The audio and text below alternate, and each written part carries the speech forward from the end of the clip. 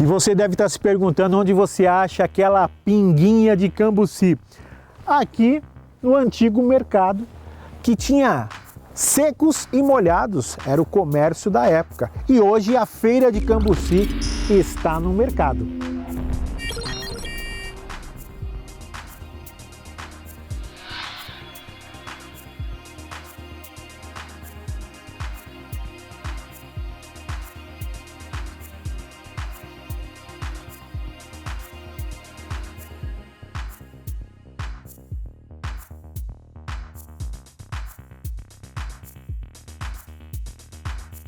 Eu moro desde 2003, eu tenho uma propriedade rural, eu sou proprietária do apiário Flores da Serra, mas eu sou descendente de ferroviário. Então, o meu pai nasceu aqui no 4º patamar, estudou no Senai, meu avô foi maquinista da 4ª máquina fixa do 2º sistema funicular. Aí o passeio nosso, quando criança de pequenininho, era vir passear em Paranapiacaba. A Feira Caminhos do Cambuci existe desde setembro, outubro do ano de 2016 e a gente está hoje com um quadro de 23 expositores, sendo 12 da Vila de Paranapiacaba e 11 visitantes. O cambuci ele é uma frutinha nativa da Mata Atlântica, ela é uma frutinha azeda, ela tem várias espécies, então tem um fruto maior, um menor, um mais saboroso, um mais adocicado, depende da árvore. Aqui em Paranapiacaba a gente não tem plantação de cambuci, tem nos quintais e tem na floresta. Na floresta a colheita ela é proibida porque a gente está numa área de preservação ambiental. Então, aqui da vila, quem tem o pé, que nem eu tenho lá na minha casa um pé enorme, eu consigo ter produção para o ano inteiro. Quando falta, a gente compra de Mogi das Cruzes ou Ribeirão Pires. Ela é rica em vitamina C, é diurética. O consumo diário de um copo de suco, pode ser adoçado ou não, ele ajuda na pele, memória e no seu organismo funcionar perfeitamente. A ferrovia, quando ela foi construída, era um tempo um pouquinho mais frio do que a gente tem hoje. E conta-se que os ferroviários, os que trabalhavam mesmo, não a parte de chefia, lá na ferrovia eles tinham que se aquecer de alguma forma. E no trabalho, o que dava para eles se aquecer? Bebendo um pouquinho de cachaça, que já contam que tinha o cambuci. E para o inglês não ficar muito bravo com eles, porque era uma cachaça, era uma bebida muito forte, eles colocaram um pouquinho de açúcar para servir para o engenheiro, para que ele pensasse que fosse uma bebida mais suave. E começaram, então ele deixou tomar um pouquinho, só que assim, para o inglês foi com açúcar, para o ferroviário era sem açúcar. O fruto cambuci, a partir de 2013, ele é tombado como patrimônio imaterial do município de Santo André. Muito antigamente a gente só conhecia o cambuci na cachaça. Hoje ele é usado em pratos salgados, em pimenta, com várias combinações com bebidas destiladas, por exemplo, tequila com cambuci, vodka com cambuci, conhaque com cambuci, o próprio licor de cambuci, né, que é uma delícia. O pessoal procura muito o doce, né, que é o sorvete, o pão de mel recheado com cambuci, a trufa recheada com cambuci, tem o pudim de cambuci, a gelatina com cambuci, a pipoca gourmet, né, de cambuci. Salgado é a coxinha, a torta, né, de taioba ou de frango com cambuci, o molho de pimenta com cambuci. E tem os antepastos também. Então tem muitas combinações com cambuci que dá pra gente estar consumindo e é bem saboroso. Por conta da pandemia a gente está com a capacidade de atendimento reduzida. Aí para isso a gente tem um controle de acesso. O horário de funcionamento da feira e os dias de edição das feiras é de sábado, domingo e feriado, a partir das 10 da manhã até as 17 horas.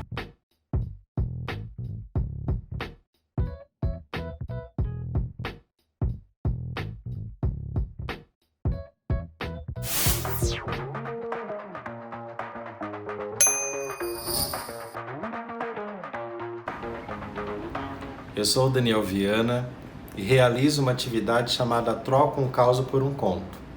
Nessa atividade, o público participante pode contar para mim qualquer história de vida e eu transformo na hora em poesia datilografada. Com esta atividade, eu fui para o Festival de Inverno de Paranapiacaba de 2015. Fiquei ali por 2 dias ouvindo as histórias das pessoas que estavam no festival. Lembro que era um dia muito frio, estava com bastante neblina, mesmo ao meio-dia, que era o horário de início da minha atividade. E ali fui ouvindo algumas histórias que as pessoas contavam, fui realizando meu trabalho, escrevendo os poemas e gostaria de compartilhar com vocês uma das histórias criadas naquele dia. Este é um caderninho meu que eu vou anotando todas as experiências, todos os depoimentos que as pessoas compartilham antes de resultar na poesia. Então, naquele dia, um dos poemas escritos foi este. O seu nome virou palavra que não sai da minha boca. Parece que me beija, mesmo quando não quero. Festival de Inverno de Paranapiacaba, dia 25/7/2015.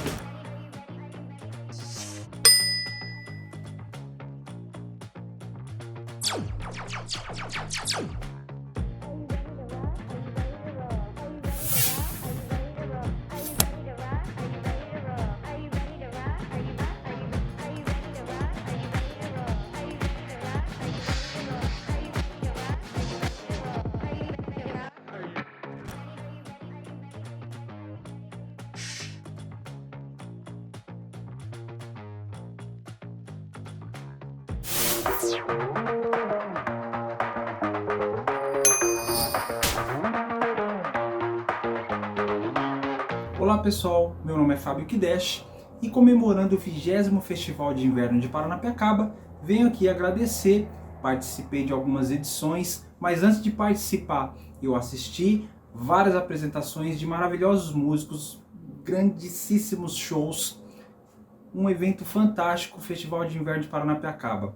Tive a honra de participar em edições também junto com outros maravilhosos músicos. É um festival perfeito porque abrange o grande músico e também dá oportunidade para os pequenos músicos, assim como eu, né? Que venho desenvolvendo esse trabalho de música clássica indiana, e o Festival de Inverno tem me dado essa oportunidade em algumas edições, como essa também do 20º aniversário. Então venho aqui agradecer à organização, aos envolvidos, à prefeitura. Valeu, gente, muito obrigado e viva o Festival de Inverno de Paranapiacaba. Parabéns ao 20ª edição, a 20ª edição. Valeu!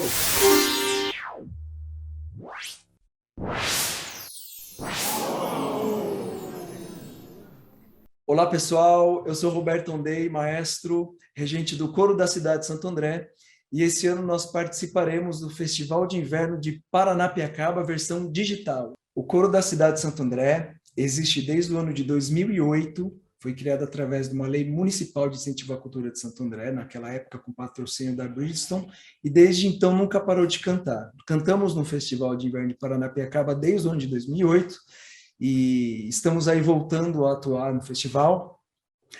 Agora nós temos uma associação, que é a Associação Coro da Cidade de Santo André, que inclusive tem uma parceria com a prefeitura, e nós temos atualmente 330 cantores, e estamos desde o ano de 2020 fazendo um trabalho virtual.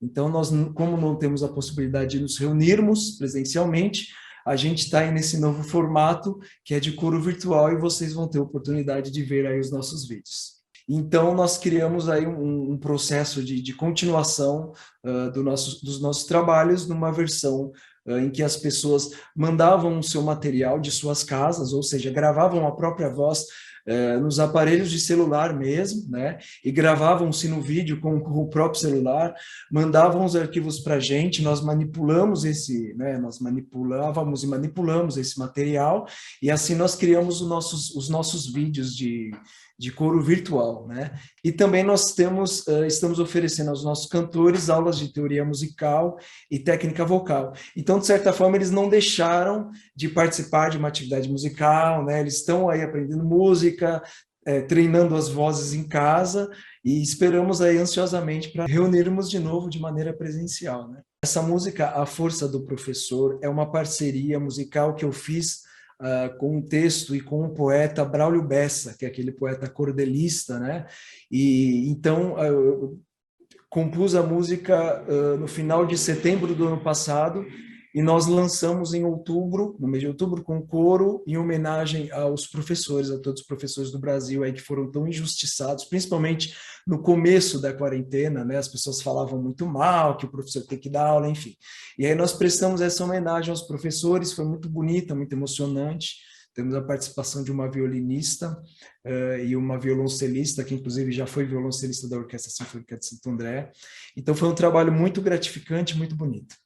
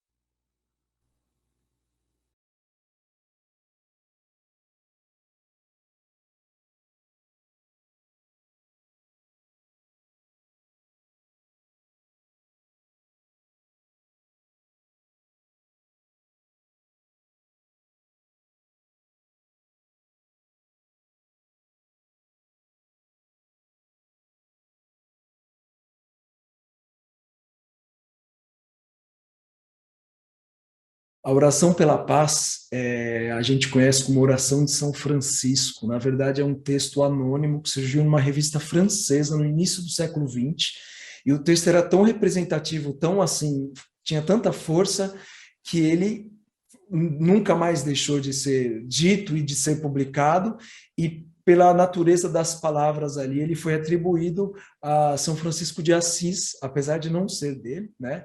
E então nós decidimos gravar essa música. Eu escrevi um arranjo para coro e piano e nós lançamos em novembro de 2020, num vídeo de coro virtual que vocês vão ter a possibilidade de assistir.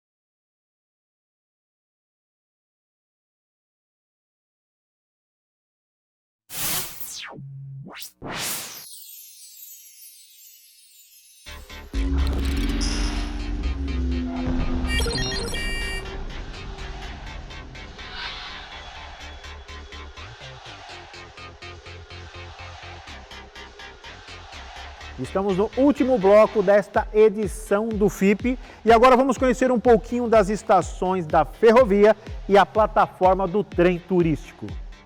Em 1867, a Companhia Inglesa de Trem São Paulo Railway inaugurou a primeira estação de Paranapiacaba chamada Estação do Alto da Serra. No ano de 1898, foi erguida uma estação com madeira, ferro e telhas francesas trazido da Inglaterra. Essa estação tinha como característica principal o grande relógio. Em 15 de julho de 1945, a Estação do Alto da Serra passou a se denominar Estação de Paranapiacaba. Em 1977, a segunda estação foi desativada. Em janeiro de 1981, a primeira estação foi completamente destruída por um incêndio. Atualmente, a antiga estação é utilizada apenas como pátio de manobras para vagões de carga pela empresa que detém a concessão da ferrovia. Nós estamos no depósito, essa edificação que é dos idos de 1900, 1901, justamente no período da duplicação das linhas, quando surge um novo sistema funicular. Este depósito era para manutenção das locomotivas a vapor e aqui no final nós temos o vira-máquina, ou seja, as locomotivas elas tinham uma única frente. Então elas vinham de São Paulo, Jundiaí, para Paranapiacaba. Quando elas entravam aqui, elas seguiam pelos trilhos, iam à frente, aonde nós temos uma ponte metálica que os operários manualmente giravam a locomotiva para que a frente dela ficasse posicionada sentido São Paulo. Então nós tínhamos isso aqui em Paranapiacaba, que nós temos aqui. Nós tínhamos na Raiz da Serra, Piaçaguera. Nós tínhamos um em Jundiaí, que eram os pontos estratégicos da ferrovia. Em 2017, a Prefeitura de Santo André, em convênio com o IFAM, inaugurou na Vila a nova estação do Expresso Turístico, que passou a funcionar na antiga garagem das locomotivas da ferrovia. Uma área que foi completamente restaurada e que conta com um ponto de embarque e desembarque, coberto e acessível ao turista. Por ora, em decorrência da pandemia da Covid-19, todas as viagens do Expresso Turístico estão suspensas. Mas temos certeza que em breve teremos muitos mais passeios inesquecíveis por aqui.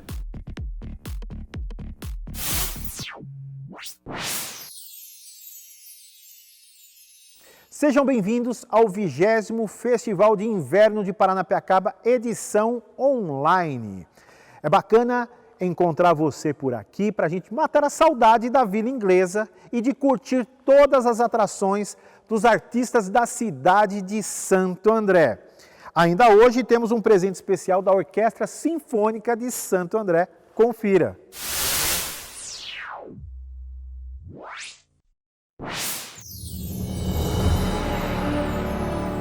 Olá, sou Abel Rocha, regente da Orquestra Sinfônica de Santo André. Estamos aqui para o encerramento dessa 20ª edição do Festival de Inverno de Paranapiacaba, nessa edição digital, porque nós não pudemos estar ao vivo como sempre estivemos lá na cidade, no Teatro Lira, em diversas comemorações. E para hoje, um evento especial, 3 estreias de 3 obras feitas especificamente e de presente para o Festival de Inverno. 3 composições inéditas de 3 artistas da cidade de Santo André. A partir de agora eu vou apresentar cada um deles para vocês. Como eu disse para vocês, o programa de hoje é feito exclusivamente de obras inéditas, escritas especialmente para essa edição online do Festival de Inverno de Paranapiacaba. Como vocês sabem, Paranapiacaba significa de onde se vê o mar. E essa primeira peça, que é da compositora paulista, radicada aqui no ABC, em Santo André, Juliana Ripke, por coincidência se chama Além do que se vê. E nós vamos conversar um pouquinho agora com a Juliana para saber um pouco dessa peça, como é que foi a gênese dela e agradecer dela ter aceitado esse convite para escrever essa obra para aqui, para nosso Festival de Inverno. Juliana, fala um pouquinho para a gente dessa peça. Bom, primeiramente eu queria dizer que é uma honra esse convite para compor e para tocar junto com a Orquestra Sinfônica de Santo André dentro da programação do Festival de Inverno de Paranapiacaba. E realmente, como o maestro disse, é uma linda coincidência o nome da música se chamar Além do que se vê, enquanto Paranapiacaba significa de onde se vê o mar. E eu acho que dentro desses significados eu posso dizer que a inspiração dessa obra veio de 2 lugares principais. Primeiro, a ideia de representações de elementos da brasilidade, através de tanto de melodias quanto de alguns ritmos brasileiros que aparecem dentro dessa obra, como o baião, o ijexá. E também, dentro dessa ideia de brasilidade, me vem muito a imagem de pássaros e da revoada de pássaros. Eu acho que dentro desse último ano a gente trouxe à tona tantos sentimentos através da pandemia, e eu quis trazer, através dessa música, uma sensação de esperança que vem dentro da imagem de pássaros e dessa revoada de pássaros, já que o pássaro voando, ele sempre vê além do que está acontecendo no presente momento. Então, acho que essa mistura dessa ideia de esperança, de voo e de elementos da brasilidade através de ritmos e de melodias é o que traz o significado geral dessa obra. Espero que vocês gostem e eu estou muito, muito feliz de estar aqui nesse concerto.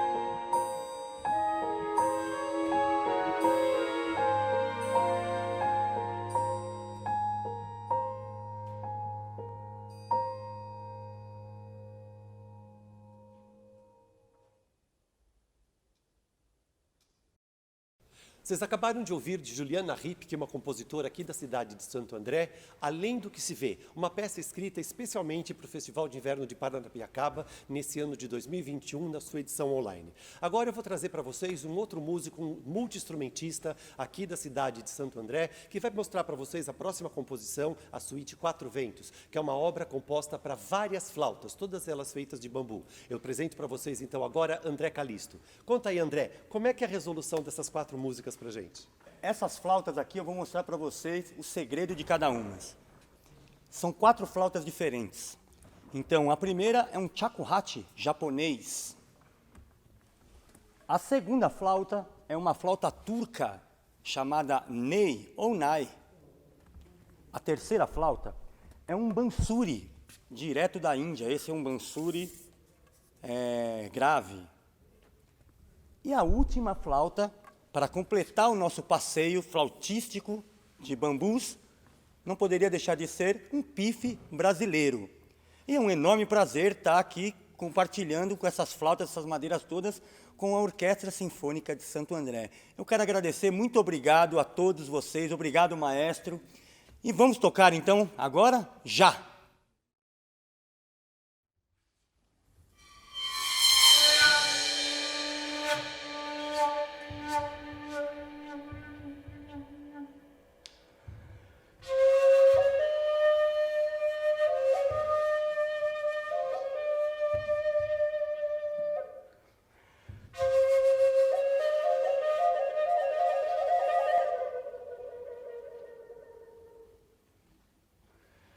Yeah.